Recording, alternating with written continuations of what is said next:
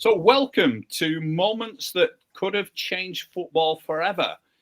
I'm here with my fellow author, Peter Prickett, and today's special guest, Kevin Graham, who is a former international manager and has an absolute, real wide depth of coaching knowledge. We're really excited to have you on today, Kevin.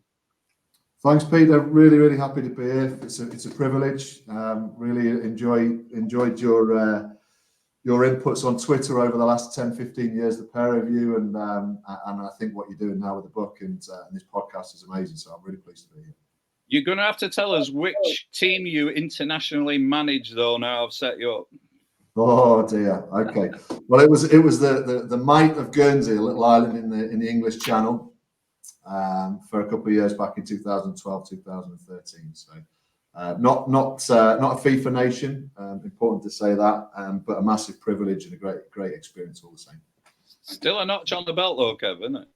It was, yeah, it was, and an experience like I said, I was very proud to do. I grew up on the island, moved away, played some football in the UK, and lived in the UK while I was actually doing the job, funnily enough. But it was an amazing experience. And the fact that you coached in Spain actually sets up your what if. Tell us about your just give us a quick resume of your time in Spain. I think people will be really interested in that. Yeah, we moved here as a family in 2017, and after about a year or so, I started to get involved at I live in a town called Rincon de la Victoria, which is just east of Malaga on the Costa del Sol. And fortunately for me, the town's football club at the time was a fourth-tier club, the Tercera, they call it, which actually means third. So it's incredibly confusing.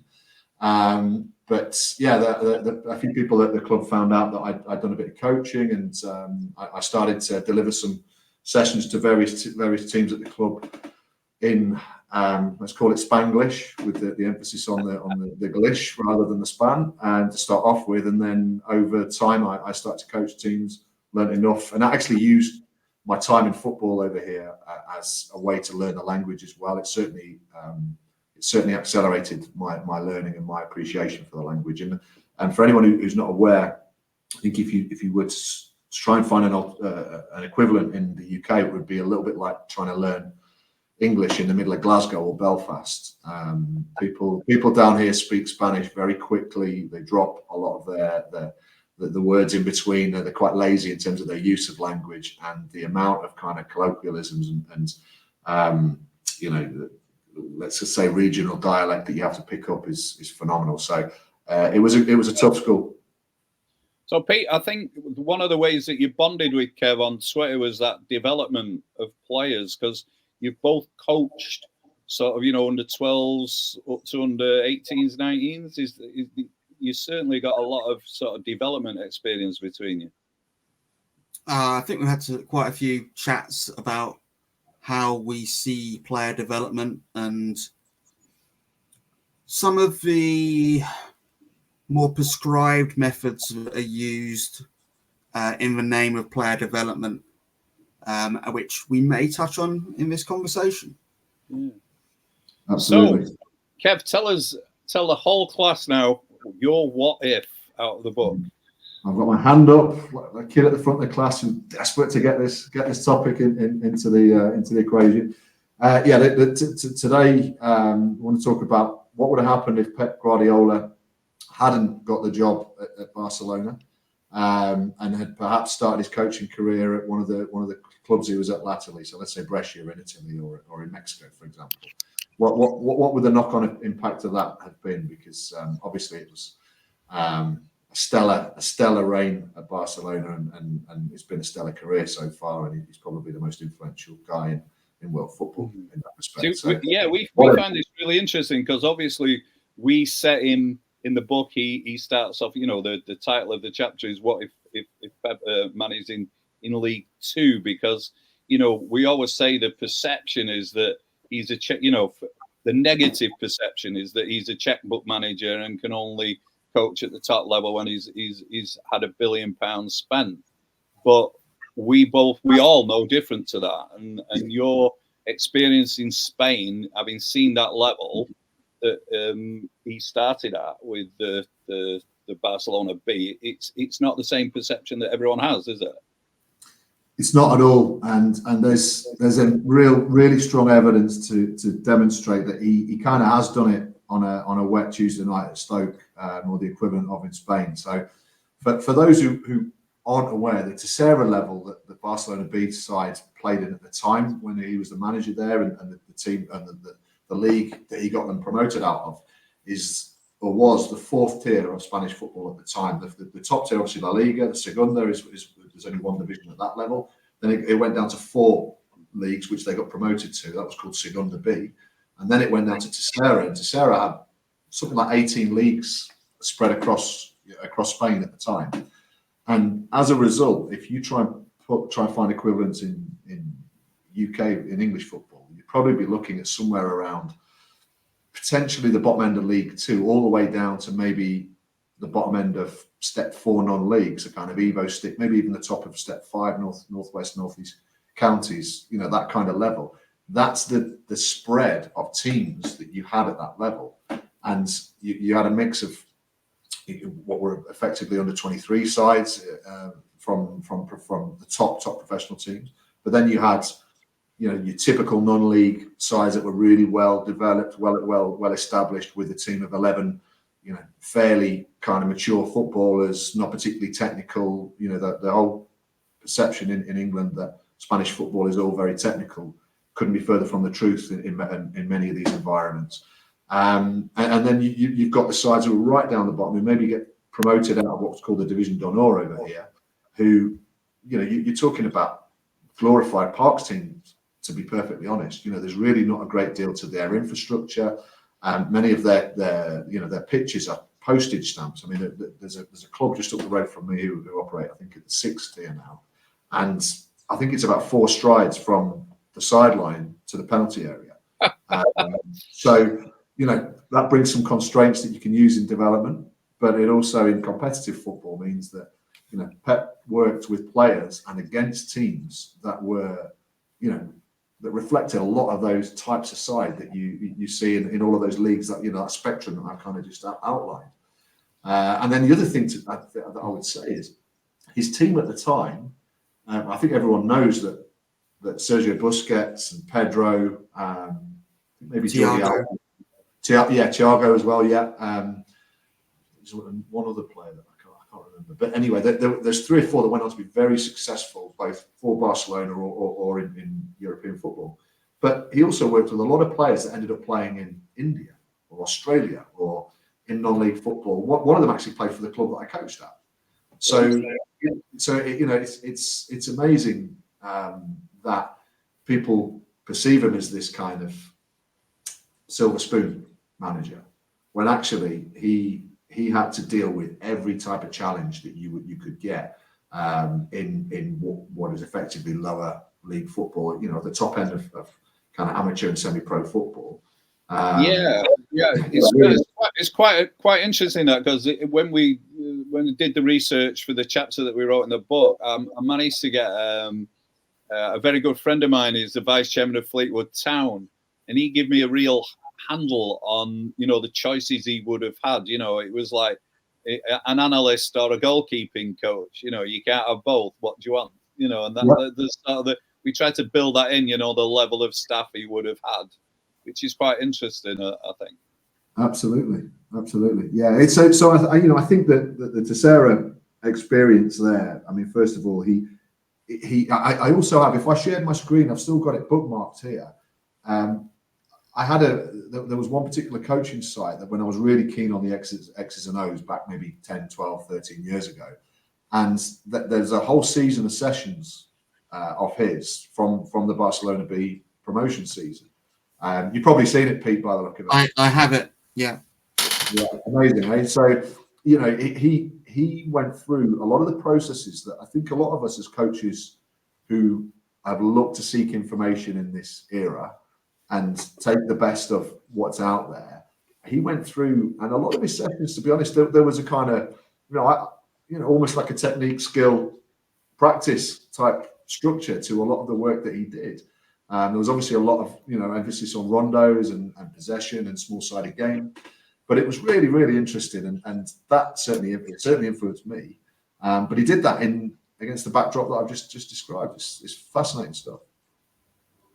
So Kev's picked Italy for him to start with Brescia. What's your thoughts on that? It depends when he would have done it. I mean, if he'd been there immediately, he shared a dressing room with Roberto Baggio. So there was talent there.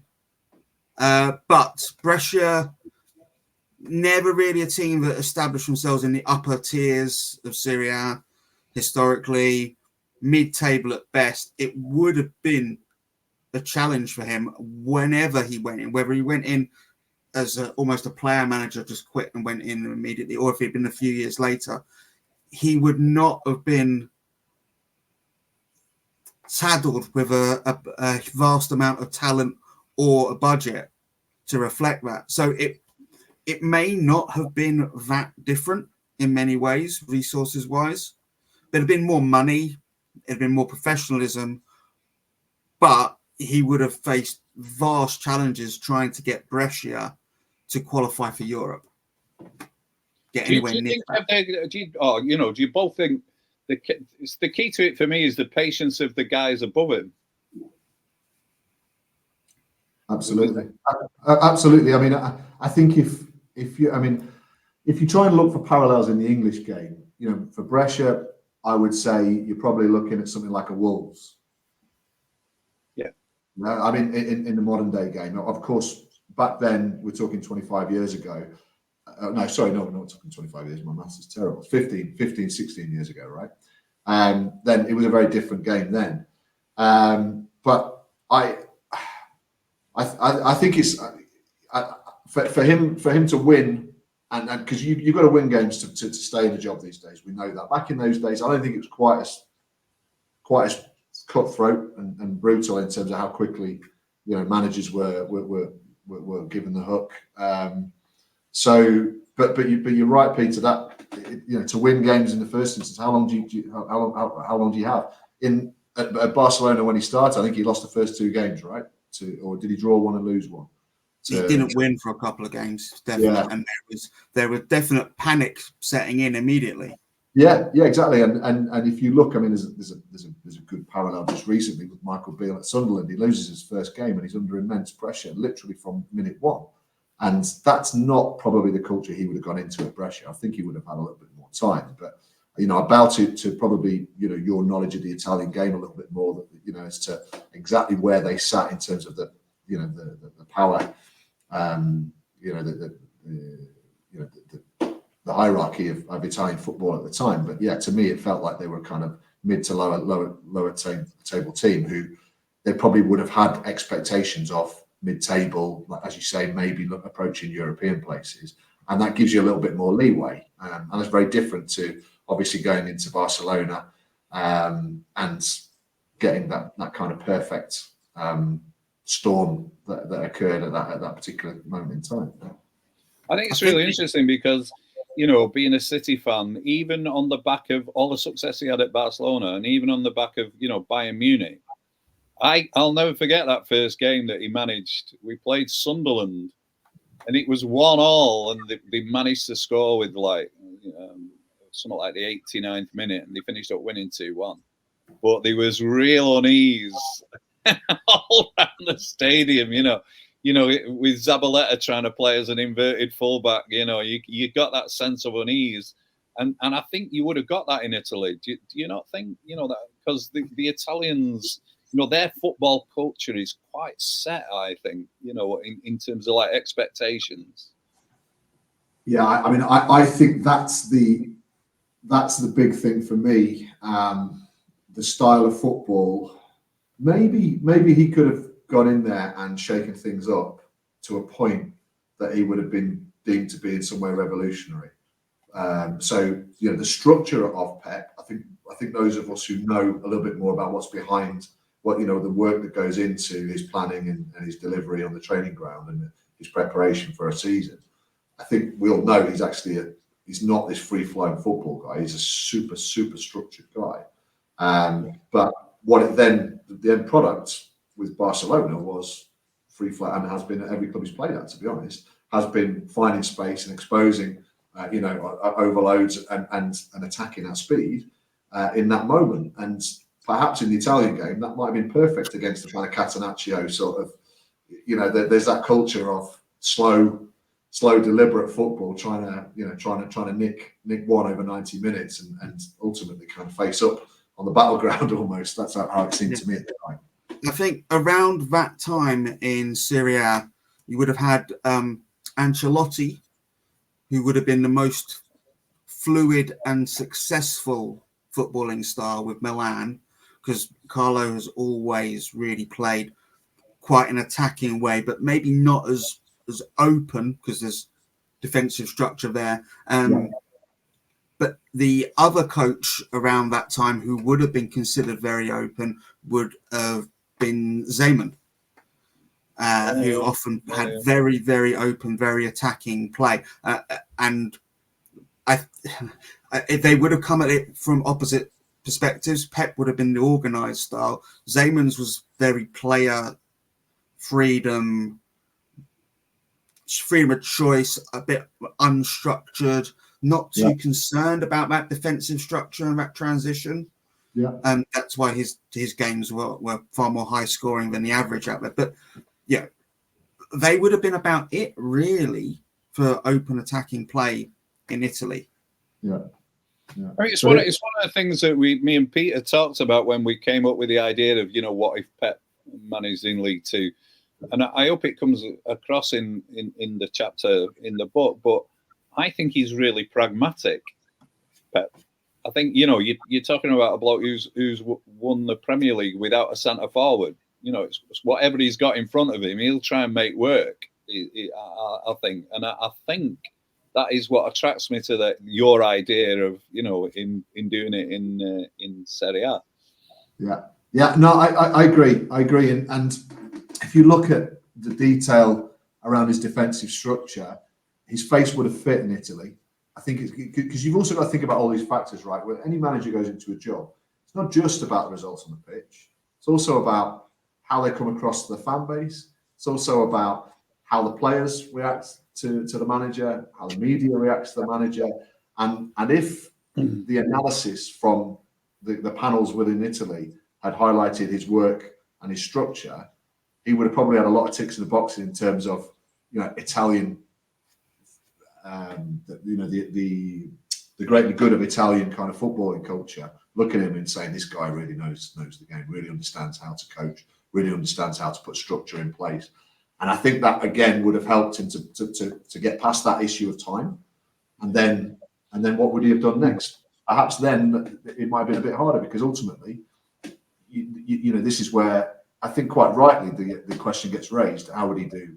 Like you say, as you say in the book, and as his critics come up with, it's how would he do if he didn't have this huge transfer budget, this ability to go out there and just pick the players he wants, and he wouldn't have been able to do that at Brescia. He wouldn't have been able to transition them. It would have been a Leicester type approach if he was actually going to get them to the kind of astronomical sort of success that he's achieved elsewhere.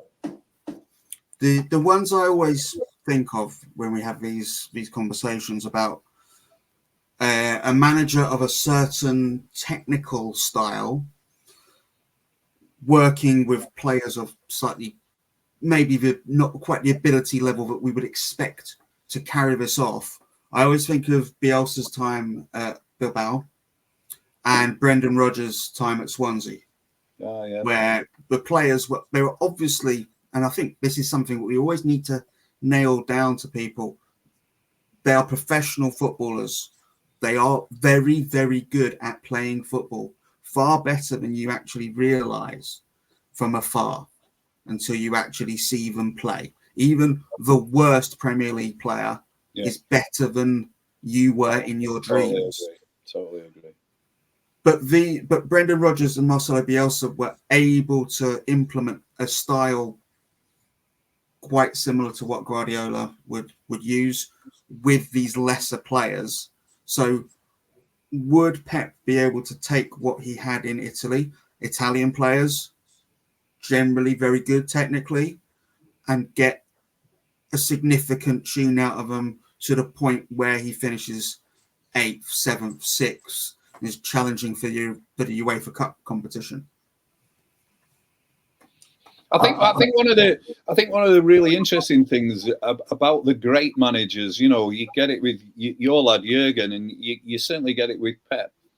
It isn't Marmite really. What I'm getting to is it's the culture they create where they get massive buy-in from 98% of the players, and then they get no buy-in from just a couple. So, you know, like Ibrahimovic clearly wasn't having him whatsoever.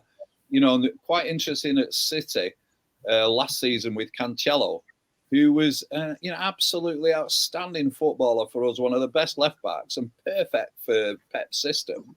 And then he obviously said something, and Pep went, right, okay, sit over there. You know, and that was it. He was done. And I think in Italy that would have been heightened and really interesting to see how that would have, you know, which way he would have gone with that. How much buy-in he would have got right from the start with his squad, you know. It doesn't matter which league, which country you operate in, your ability to motivate players, to keep those players motivated, to spot the bad apples and get them out and do it in a way that gives you longevity as a manager. I mean, obviously, Sir Alex Ferguson is the blueprint for that. You know, you look at what he did with Keane, Beckham, and, you know, like the biggest names on the biggest, you know, and the biggest story, I guess, certainly in English football. I think there's similarities, and that's why, you know, it's so much more nuanced, this discussion and your chapter, than just the X's and O's and pure football ideals. It's about people, it's about his character, it's about the mistakes that he made and how he learned from them. My guess is, to answer your question, I think he probably would have got them, or would have been very capable of getting them to 5 or 6 in the league, UEFA Cup as it was at the time, or what, you know, this kind of, you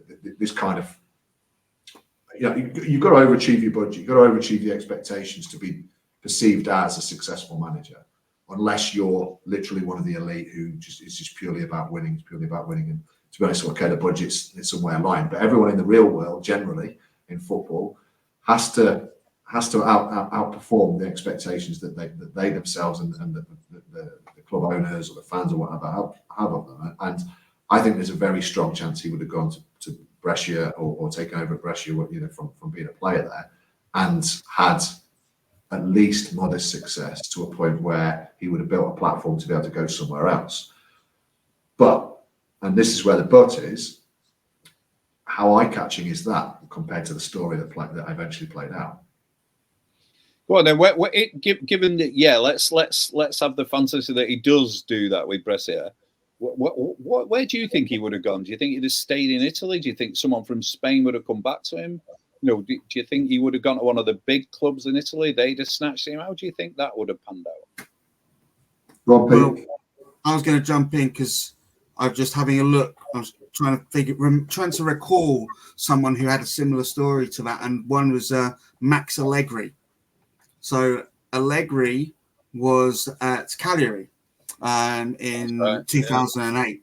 Yeah. He finished 9th, 10th, 12th for 2 or 3 seasons, and he ended up with the AC Milan job.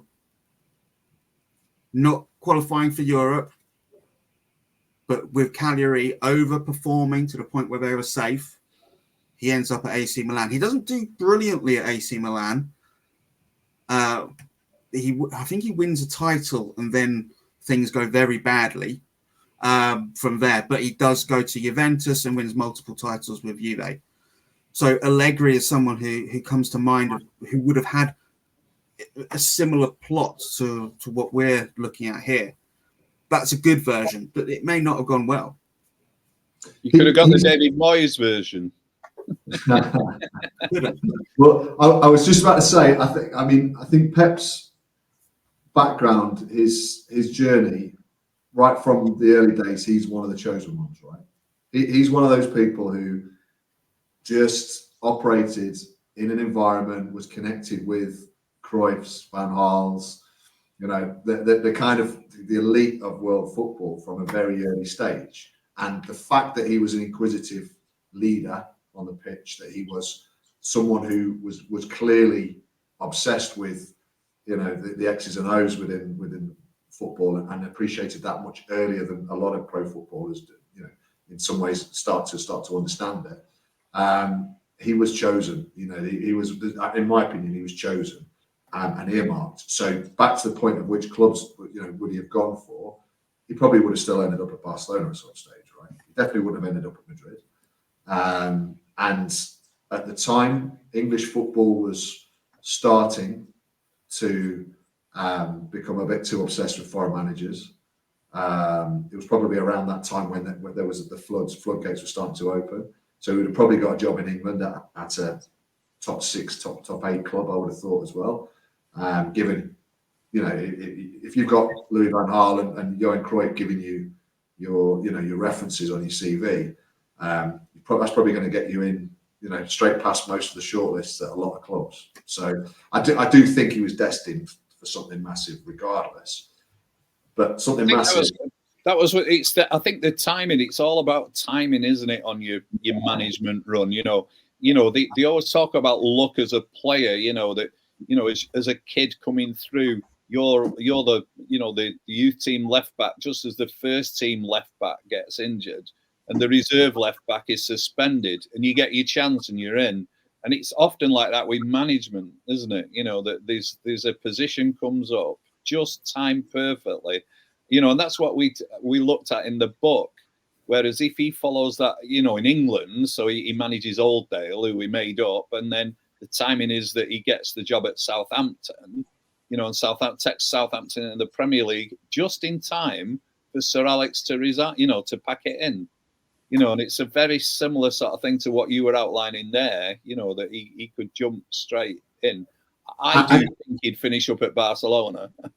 Yeah, absolutely. But the thing is, the quicker he gets outside of the Barcelona path that actually played out, the quicker he gets to the top, the more pressure is, back to your point about results, getting results, you know, getting the confidence of the fan base, getting the confidence of the players.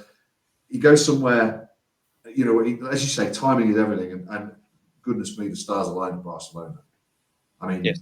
I mean, literally, I've got a, you know, the book covers it like that. Your whole, like I say, I can't put it any other way than the stars aligned. Like I say, he completed football for me at Barcelona, but let's not underplay the part that timing and nuance has in this, right? And you know, the playing staff he inherited, the Holy Trinity in midfield, which is the engine room, you know, would have been the engine room of, you know, could have been a successful engine room of any of the great sides, to be perfectly honest. A little guy called Messi popping up on the radar. You know, his pathway from, you know, getting that nice understanding of how to achieve success within the corridors of the Nou Camp and La Masia. He had the most perfect transition into that role and had a following wind at the very least with him. So he goes to Tottenham, and you know he follows, I don't know, Harry Redknapp or precedes Harry Redknapp, and it doesn't quite go for him for whatever reason. They've got a few awkward players that, you know, he's got that balance where the changing room's 11 players, you've got 2 bad eggs, you can get rid of 2, but if you've got 4, you've got a different problem, and the manager uses the one who gets the bullet then, not the players. Yeah. You know, this is how football has gone for so many of the mere mortals in the management sphere, and I don't think he would have been you know, completely capable of dealing with every situation that might have been thrown at him if he'd had a different path. It's an interesting one as well, you know, like him coming through at Barcelona and then he gets the Barcelona job is different to if he comes through Italy and gets the Barcelona job, isn't it? Totally different scenario, Peter. Do you go with that? Well, look at Xavi. Look at Xavi now. Yeah, it is different, but he would still have had a vast knowledge of the club. There may have, you know, he essentially got a year of practice.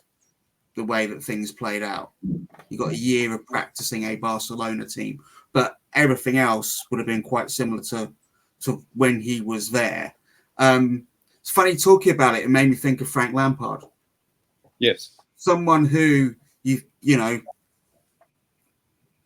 but all that time at the club, seen everything, had fantastic people as his coaches, goes to the club that it seems like all the stars are aligned, but the problem is he's just not a very good manager, which is not what's happened with Pep. So we have to take into account it's not just the stars aligning. This is a person who fundamentally and passionately understands how to coach and manage a football team. What if Brian Clough had managed England? What if Ronaldo and Messi had played together? What if Pep Guardiola managed in League Two? These are just some of the things discussed in a brand new book, Moments That Could Have Changed Football Forever.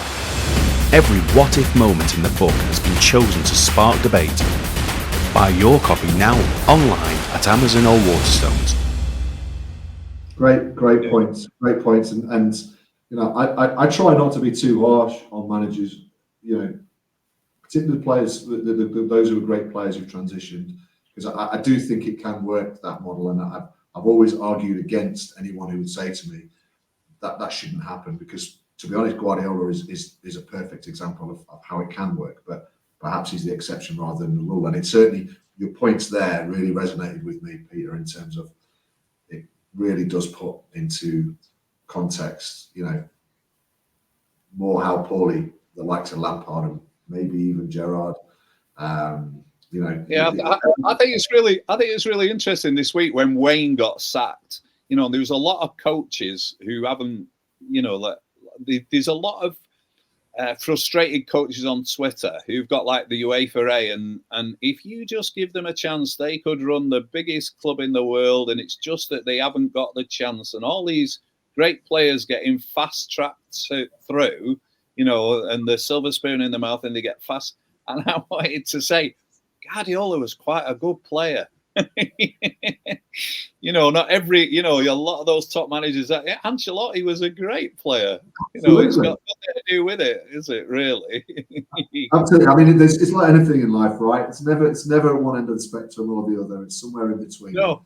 You know, for every Jose Mourinho, as you say, there's a Carlo Ancelotti who was an absolute Galactico at AC Milan and for Italy as a player. And I mean, literally the equivalent of, you know, Gerrard Lampard in terms of his stature in the game and also his presence, which then, you know, his character. Managers, in my opinion, are built on characters at the very heart. They're built on the character and the personality of the manager. Everything else goes from there, in my opinion. And that character will get you in the door. It won't keep you there. Like anything else, a great tactical mind won't keep you there. But it's what, in my opinion, is taking the likes of Gerrard, who is, I think, a very strong character and probably a born leader. But he's a born leader who hasn't managed to add the other strings to his bow or to adapt, or who's gone into jobs the wrong time, has maybe made the wrong decisions. And, you know, all of this again puts in stark, you know, or in clear kind of light that, you know, how perfect a career Pep Guardiola has had as a manager, and he makes it look easy. There are different paths, different learning processes, different stages of success. Some have their success early as managers, some have their success later.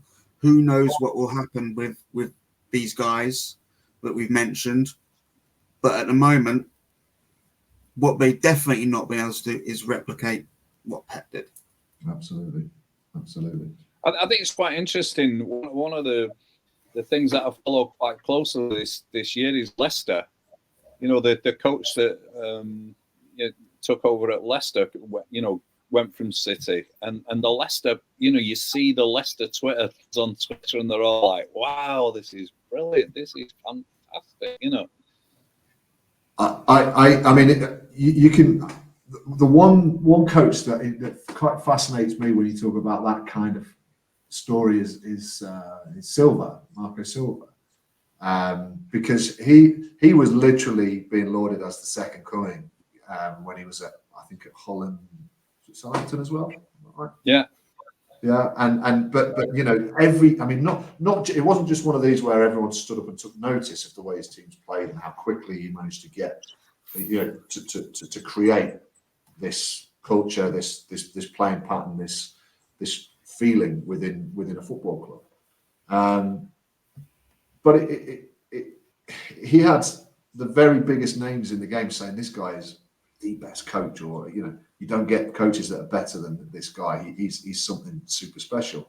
But times are tough. Times are tough. Competition is tough. Competition's only got tougher with the amount of money in the English game, and the expectation, social media, all these factors, all can change the tide, change the opinion, change the temperature against a manager very quickly.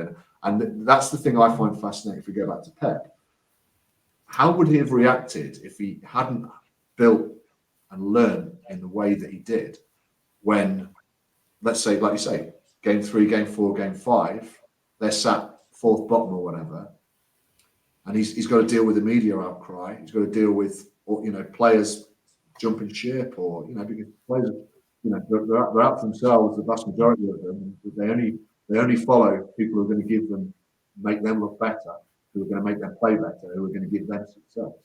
That's just the nature of football. So, what would he have been able to deal with? Would he have been able to deal with a crisis of confidence? Would he have been able to deal with a media backlash that perhaps wasn't of his own making, wasn't even fair? Because that's what managers have to do now. And that's, in my opinion, that sometimes then translates to what the decisions they make on the pitch. Because they might be safe when actually otherwise they would have stayed on the pattern, on the principles of play, on the principles of team that they were trying to establish, and they knew they hadn't got finished. But how much time do the expectation and the shortening of managers' tenures, I think, is having an impact on how managers react. David Moyes at Manchester United is, for me, the biggest example. You watched how his teams played when opinion turned against him. There were schoolboy errors there that Moyes made that he would never have made in a million years if he was still at Preston or still at Everton. He was literally on it, but he was so distracted by all this noise. And I'm not pretending to know what was going on in his mind at the time, but the evidence was on the football pitch. Me and Pete have talked about sliding doors moments with the great managers, and I'm sure that if we do a volume 2, the what if Mark Robins hadn't have scored might well be in there. And you had the same with Howard Kendall at Everton. There was a cup tie with Howard Kendall where they were getting beat, and then they finished up winning, went on to win the cup and the rest. And you think of that moment with Pep. There's been a couple of sliding door moments. It's just that they came a bit earlier, and he managed to win, didn't he? Yeah. And it's so true. It's so true in life in general. Football is a reflection of life in general, and the same thing happens for all of us in the way our lives play out. And it's the same for football managers. The problem is they do it all over the world, and they do it under such immense pressure now compared to Howard Kendall and Alex Ferguson back in the 80s. Two great examples. But how does that measure up? How do you measure the tension, the pressure, the influences, the stakeholders that were involved then compared to today? It's night and day, isn't it? In terms of the way the game's changed and the way the game is now a business, and the media influence on the game is so much. Even fan influence on the game. I think one of my biggest frustrations with the modern game is that it genuinely feels like even the most sane chairman have to listen to the fans about how they feel about a manager, and they don't know the game. They're fans. They've got every right to an opinion. Yeah. That opinion needs to stay at the door when it comes to logical decision making about the future of a football club. Yeah, I mean, one of the things I've seen most recently that I thought was a great example of the insanity of football fans was the Arsenal fans saying Arteta needs to go and Zidane is waiting for us. I mean, 3 games ago, they were about to be champions. They still might be champions. And it's like short memories. Memories are getting even shorter of where they were, where Arteta has got them to. But why do they just think Zidane will do a better job? Why? Why will he immediately do a better job? And what's all that wrong with what Arteta's doing? He's lost 2 games in a row, not ideal, but still well in the title race. It's almost like the expectation is unless you've got 95 points by the end of a season, you've not had a good season. Yeah, there are so many examples of that, and I always go back to Glenn Roeder at West Ham. I remember at the time, a small crisis, which in context wasn't a crisis for a club of West Ham stature at the time, and it wasn't good enough. And I'm looking at him going, what a job this guy's done. And yet, because maybe his face didn't fit, maybe back to it's about fan entitlement, I suppose, isn't it? Fans thinking our club should be top 6 rather than top 12. Yeah, it drives me crackers. I think one of the really interesting ones was in terms of fans, was at Pete's beloved club Liverpool when Roy Hodgson went there, because it was almost right from the start. It was like they weren't having him with it. They just weren't having Roy Hodgson as the manager. It was awful. And maybe it was a bad fit, but again, even a guy of Hodgson's experience, did he go into that David Moyes kind of survival mode too quickly? Yeah, because of the pressure. Well, there was a game where I think Liverpool got battered by someone, and he said it was the best performance of the season, and I think that was it. No one was having him anymore, and it was over. Although I think when you look back statistically, he was actually right in terms of the performance, but like the number of shots, etc. But to be saying the eye test said something different. I'm with you. It's that what you just said about expectation, though, Kevin. You have to be careful because it's always the love of everyone's life. But I always remember Charlton Athletic. Kirbishley's taken as far as he can go now. We need someone bigger. It's like, you are never gonna be as high as this again, ever. What are you talking about? Totally. What a great example that is, and what accurate reflection of the nonsense that we listen to far too often. I listen to it too much. I should just ignore it, to be honest. But it is what it is. But that's right. Final point on this, we digress a little bit, but as a coach and a manager, whether you're coaching a 12-year-old or whether you're coaching a guy who's played 400 league games, you have to, in my opinion, one of the simple cornerstones of the relationship between the coach and the player, the manager and the player, is to say, if you go out and try and do what I'm asking you to do and you make a mistake, that's on both of us. It's not on you, it's on both of us. And even more so, let's take it one step further. I asked you to do it in the first place for a reason, so please keep doing it and work on that particular aspect of your game, work on that particular request that I've got of you. That's good leadership, that's good management, that's taking responsibility as a manager and a coach, and it's also giving that player the confidence and the mindset to go out and do what you believe they need to do as part of the whole the whole plan. And the same's got to be true for chairman. You can't turn around and ask someone to come in and create a playing philosophy, and then when they lose a couple of games, turn around and say, "Well, it's your fault," and actually we're just going to sack you because you're not getting it.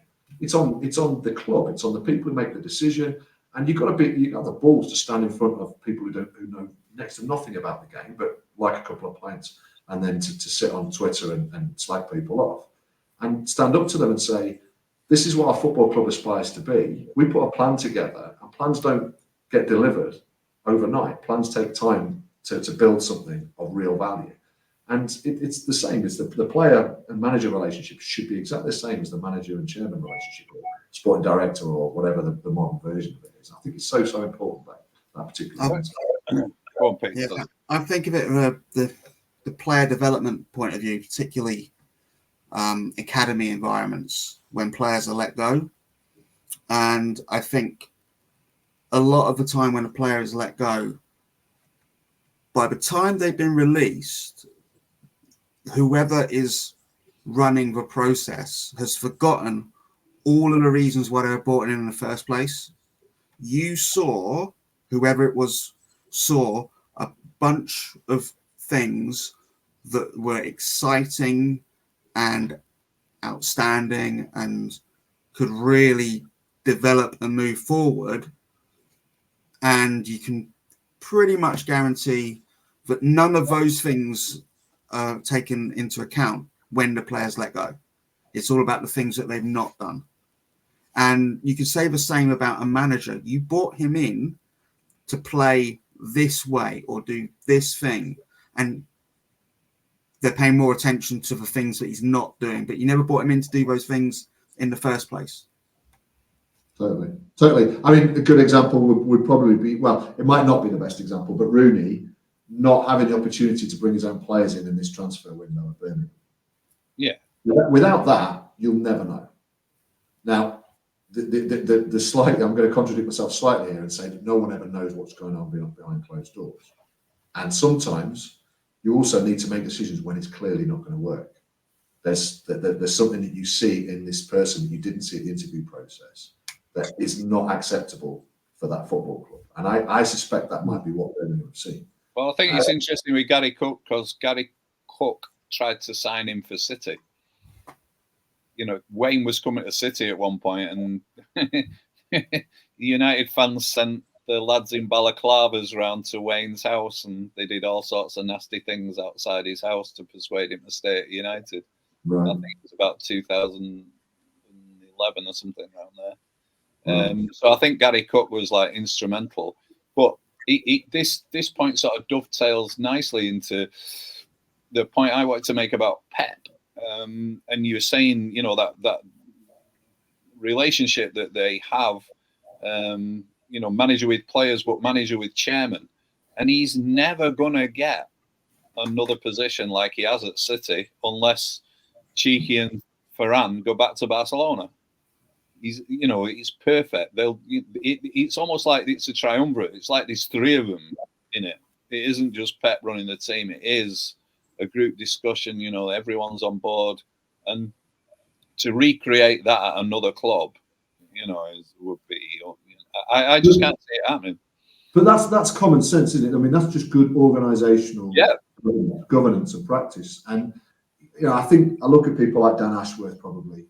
And probably a relationship with Eddie Howe, and great time to touch on that, given that there's a crisis of confidence. You know, that most of it probably coming from the fan base, and in all honesty. But that's what you've just described that City have there across the three of them is how you set up an organisation, particularly an organisation that's a global organisation like Man City. You might not be able to go and do the same thing at Leyton Orient. But you still have to think about how do you dovetail? How does the reason you're all there in your roles? How does that fit together? Who's going to do which part? And if the manager's going to do the football part, someone else is going to do, let's say, the recruitment part, and someone else is going to do the financial part. Well, they have to be in sync rather than just bring the manager in and basically pass all the responsibility, good, bad, or indifferent to him. That's an antiquated model at this point working. Yeah. I mean, I can remember City. Obviously, I've done the journey. You remember City getting the money, and then the splash of the cash, to try and raise it up. But the minute Khaldoon came in as the chairman, you could tell he had a plan, and he clearly done his research and gone, right, who is the best? Who is the best at this, and who is the best at that? So he went and got those two guys, and then inevitably, as sure as night followed day, Pep was going to follow those two guys. He did a sabbatical, I think of it as a sabbatical in Bayern, just so it wasn't blindingly obvious, and he gave them a chance to set it up, and then it was all made for him. And that's why, I think they do it as good as anyone I've seen. That is the trick. In modern day football, there hasn't been anyone done it as good as that, I don't think. 115 charges aside, but that was sort of besides. Long before Pep arrived. Agreed. Have you got one last thing to say? Then I think we're 49 minutes on the clock, which is pretty good for us. It's been a joy. How go on? Then let's finally nail it. Then, Kev. So he goes to Brescia. He does well at Brescia. He goes, which way are you jumping? Does he go to Milan, would you say? He goes to someone like Milan, does well at Milan, and then goes to Barcelona? Is that your flight path for him? I'm not even sure he goes to any of the big guys in Italy, to tell you the truth, because I mean, Italian football was also rife with all sorts of problems, financial and impropriety and what have you. And you know, if you've got good advisors around you, legal, financial, whatever, my suspicion is that you'd have been a safer bet for your second job going to a more stable environment. I don't think Italy would necessarily have been it. You could argue that there's no, you know, all football business is balmy to some extent, but perhaps England rather than Barcelona. Maybe Barcelona might have been, or Germany. Maybe Barcelona might have been the intended destination just at the right time. Once you had a little bit more exposure to the pressure of Champions League football. Just one other thing I wanted to say. Sorry, Pete, were you going to make a point? I'm just thinking he could have ended up following Jose into Chelsea. Just a possibility. Anyway.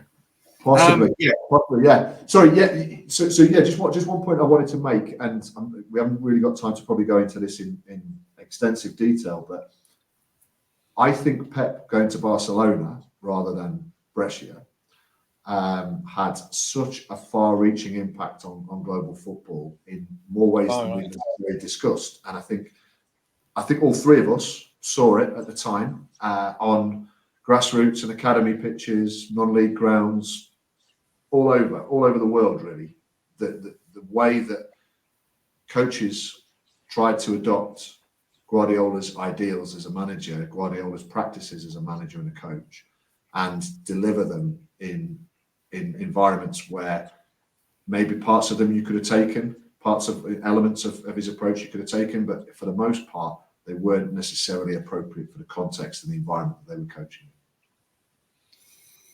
I mean, I think that's a great point, and I think it's what we talked about earlier, as in life, as in football. But you know, there's a lot of people try and paint like Picasso. If you see Picasso's early work, he was an absolute superb draftsman. And you can't go from just going, I'm going to paint like Picasso without having the draftsmanship that allows you to go through that process. And I think that is exactly the same with Guardiola. I think that is exactly the same. People try and echo what he's doing at different levels, you know, under 12s, grassroots, anything you like. And as Pete said earlier in the pod, you know, this pass thing. And what they miss is the draftsmanship, the reasons behind it, the whole coaching philosophy, the reason that got him to that process is that I think was the problem.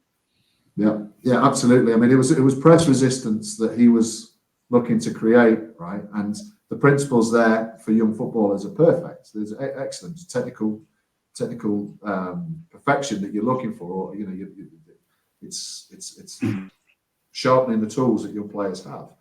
But to try and take that onto a 9-a-side grassroots pitch on a Sunday morning and tell them, well, Pep is pressing, so I want this whole team to go press, when some of them haven't quite got the basics in terms of being able to control the ball or understand the different surfaces of the foot to use.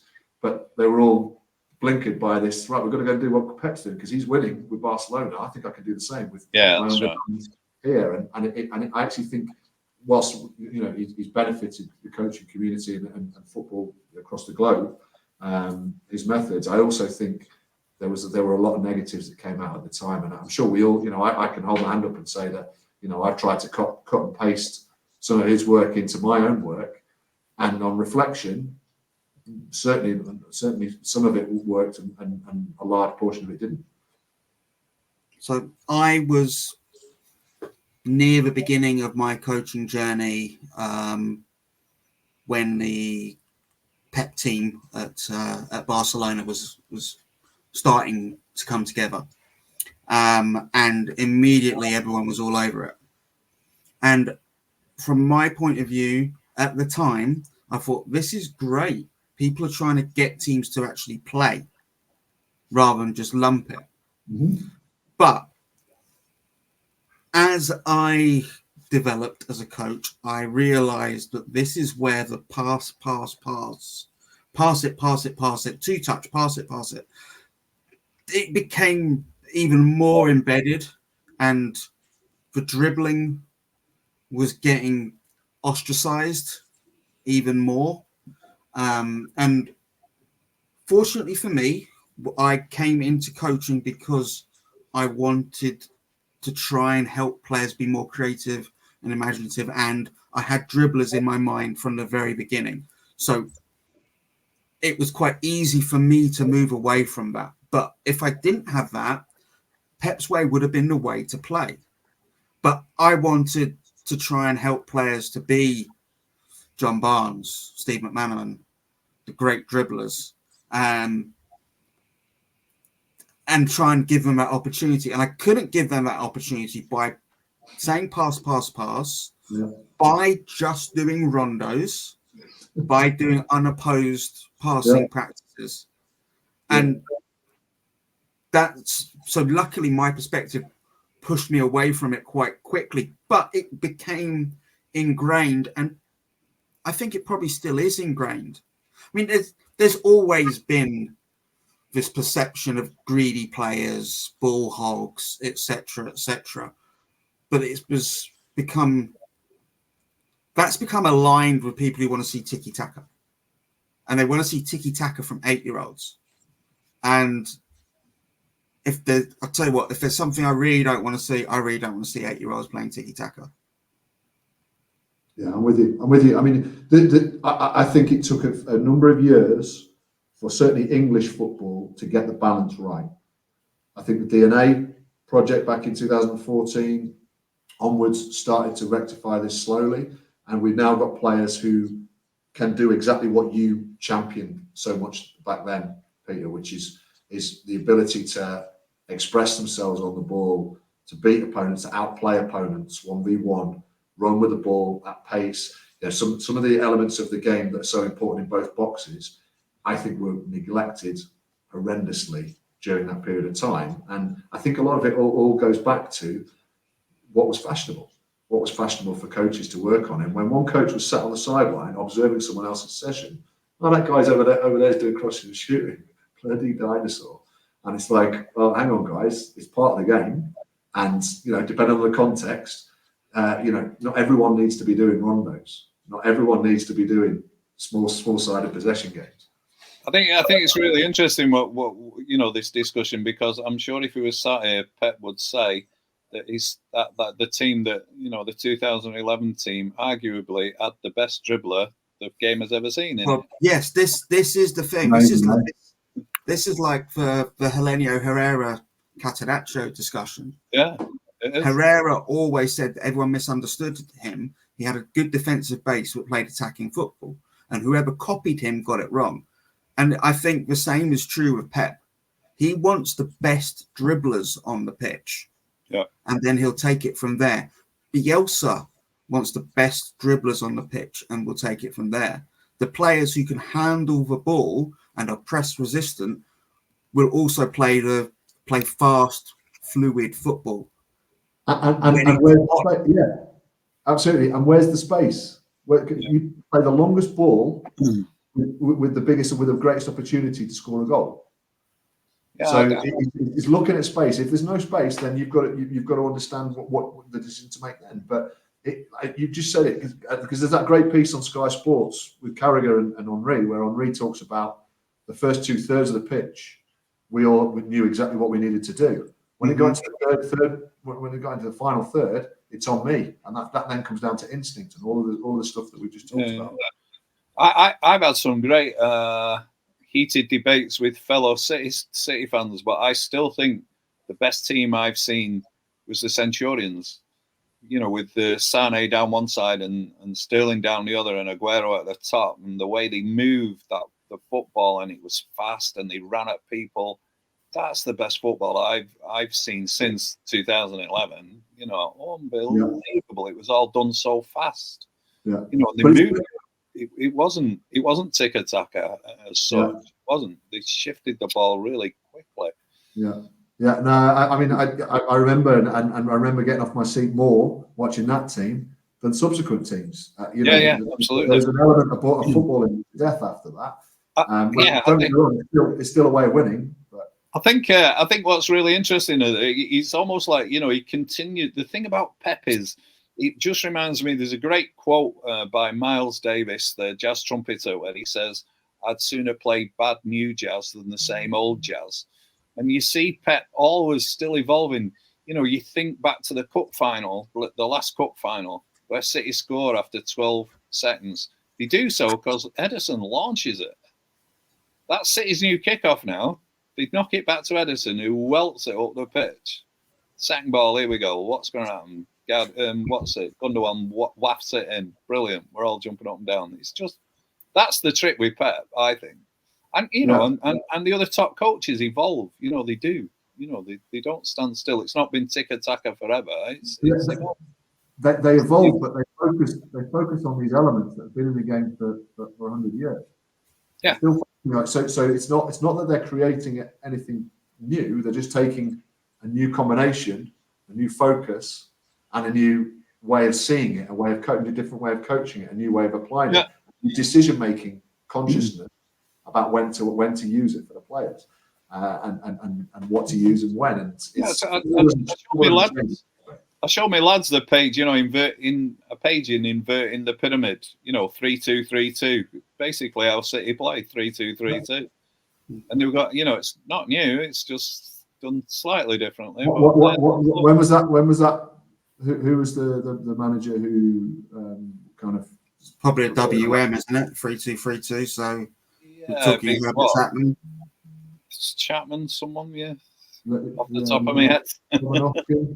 It's certainly well before the war. 3-2-3-2 was well before the war. What a great example that is, right?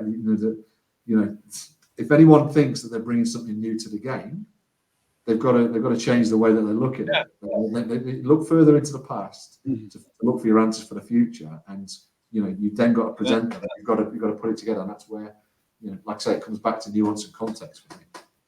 Right. I think it will never be unfashionable to be able to beat a player 1v1 and put the ball in the back of the net. Absolutely. Great stuff. And on that bombshell, as we go over the hour mark, that is a great time to call it a draw, I think. It's been absolutely fantastic, Kev. Many thanks for coming on the show. No problems. A really, really enjoyable discussion. I knew it would be. Thank you for having me on. I really enjoyed it. Thanks for coming. What if the Munich air crash had never happened? What if Michael Owen had stayed fit? What if Ajax never sold? These are just some of the things discussed in a brand new book, Moments That Could Have Changed Football Forever. Every football fan has a what-if moment that they know would have brought their team glory if things had turned out differently. Every what-if moment in the book has been chosen to spark debate amongst football fans. Buy your copy now online at Amazon or Waterstones and let us know what's your favourite what-if moment in football history.